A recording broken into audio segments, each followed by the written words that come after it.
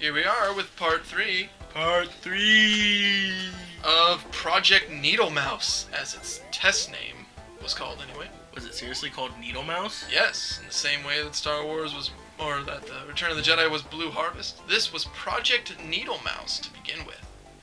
Because in the beginning they were unsure. They were stuck between. They wanted animals that could turn into balls. They wound up reaching that consensus, and the decision was essentially between a hedgehog and an armadillo. And there was a time when Mighty, what we know now as Mighty the Armadillo, would have been the main character. Who? Mighty the Armadillo. We'll be seeing him in Knuckles Chaotix. Who? Yeah, that's what a lot of recent Sonic people will say. We'll get to meet him. Eventually, as you can tell, Sonic won. Mighty the Armadillo we'll be seeing in later titles. Who do you keep talking about? Mighty the Armadillo. He's a character. And for those people that, for some reason, any reason, have not played this game yet, you don't need to worry, because this game has multiple ports. If you haven't seen it already, I wonder what you're doing. Obviously, we have the Genesis port, the Genesis game, the original title. Its next one would be Sonic Genesis for Game Boy Advance, but that's for that game. I'll leave it at that. For those of you that own the Xbox Live Arcade, that have access to Xbox Live, it's in the arcade. Even BlackBerry has it. iOS, Windows, Android, the 3DS. You know what's interesting about this is, the UK on its Mega Drive and the US here, we saw this game before Japan did. We saw it. I think it was like at least a good solid month or so before Japan saw a release for Sonic the Hedgehog 1. I don't really see why. I mean, there's no voice actors or anything with this game. A fun fact is that it might hint to what the demographic they were going after, because Sonic's, I guess, personality back at the time was modeled after former President Bill Clinton. Oh.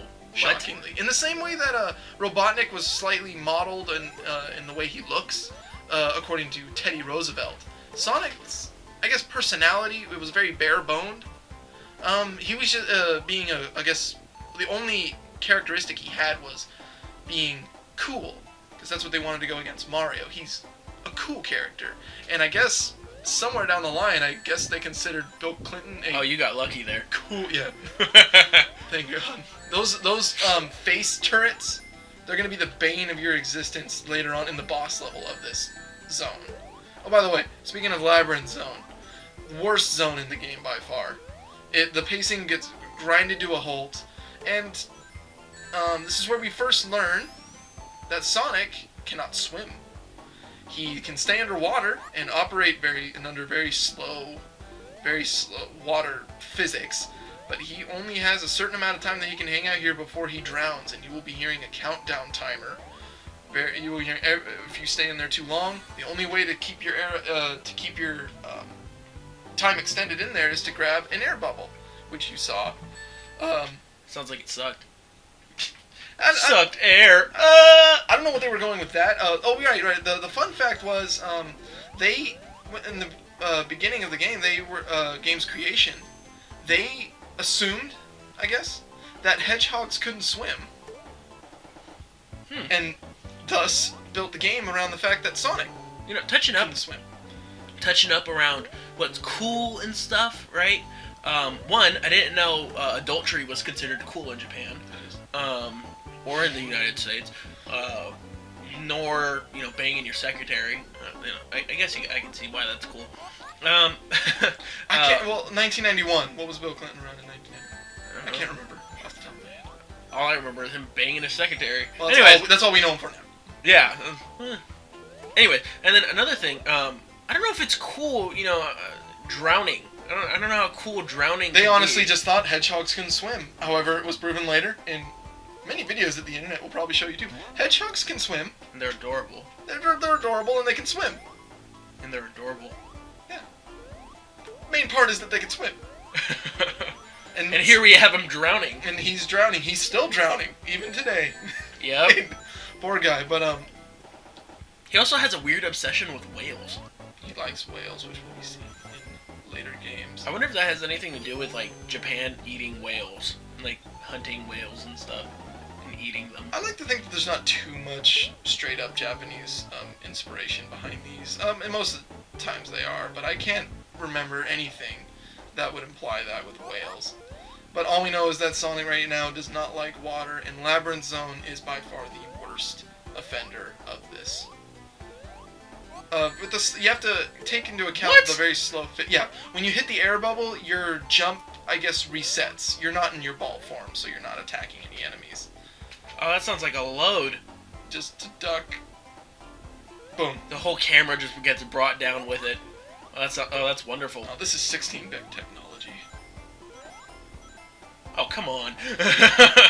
we had wonderful games, using 16-bit. I don't know many though that are like, hey, you remember seeing the map, or I'm sorry, the stage? Now you don't. Yeah, it's a small thing where if you look up or you look down, the camera moves up and the camera moves down, but it doesn't apply really to anything, and it doesn't seem to fit with the gameplay. As in, you're not looking for really multiple paths. It's only the multiple paths show up when you're running. Jumping, yeah. When you're running and running around and you run into them, be it accidentally or just, skilled platforming. Or you knew they were there. Which is another downside of Labryinth Zone. It's very, very linear in that sense. Green Hill Zone is the most expansive zone of the game. Many different ways to reach the goalpost. Ever since Marble Zone, though, it's been very, very straightforward. Oh, by the way, fun fact here, this is one of those infinite parts of the game, where if you don't jump and hit that platform to hit the switch, you're going to keep falling down that waterfall forever. It's going to keep resetting until you jump onto that platform and hit the switch. Oh my god, imagine the kids in 1991, they're just sitting here and they're watching them falling down the waterfall. Oh yeah, definitely. When I was playing this game, when I was playing this game when I was a little kid, first game I played, I swear to God, it was Labyrinth. By the first time I reached Labryinth Zone, I was standing there for what I feel like was probably 10 minutes, wondering why the level isn't going to go on. In my head, I was like, oh, this is one of those kind of cool levels. It'll take me right to the bottom soon enough, or maybe to the boss. There's that word again. It was cool, man. Cool. So cool. It's taking me straight to the boss. Cool. And then after 15, I realized that I think the game's broken. And then after, it took actually 2-3 years or so, before somebody else saw me playing that part and went, you have to jump to hit that platform. Oh. And to be honest, I saw it, but I was young and I didn't think that jumping or whatever would get me to that platform. I just thought it was more level aesthetics. I love his I'm going to fall off a platform, animation, where he's like standing on one foot. He's like, whoa, whoa, because that's how cool people almost fall off things. Oh, everyone loves that. That's how cool people always fall. He has his shortcomings, like most cool people. Cool people don't fall in the first place, bro. At least Bill Clinton never falls. Right. This is Bill Clinton after all we're talking. Bill Clinton and Spirit Animal. His Patronus. His persona. There we are. Persona. I never had Blue relations. Hedgehog. I never had relations with that woman. Oh yeah, to make another relation, Amy Rose, who we'll see later, he runs away from, not runs to.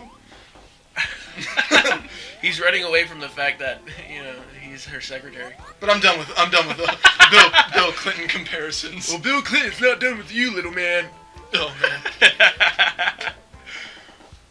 And I'm just realizing this now, rewatching the playthrough. The level is kind of littered with invincibility. I swear to you, I was just thinking the exact same thing. I was like, what is this, like the fourth or fifth time he's picking up the invincibility thing? Oh, don't get any ideas, though. You're still drowning while invincible. You still need to find air bubbles. Oh, wonderful.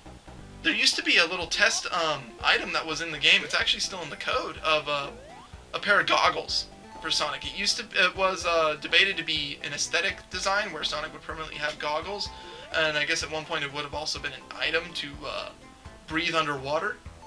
I don't know how. I mean, you're just sucking in more water.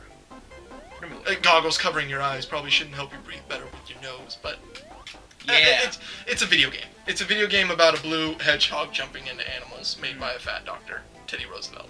But you can't forget the part where he's a cool blue hedgehog. Cool. This is supposed to stick it to Mario. Yeah, this is 1991 after all. Oh, there we go. There's the magical cool teabag. With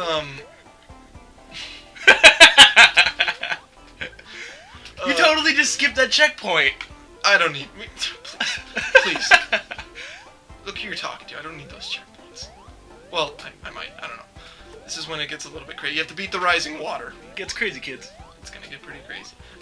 However, referring to competition to Mario, this is gonna happen later on in the franchise, but Specifically in Mario and Sonic in the Olympics. As a franchise, I feel later on, and I'll be letting you guys know once we reach that part in the franchise where I think it stopped, and not just because it went third party, but I think it stopped trying to not emulate or compete with Mario, but to try and establish its own.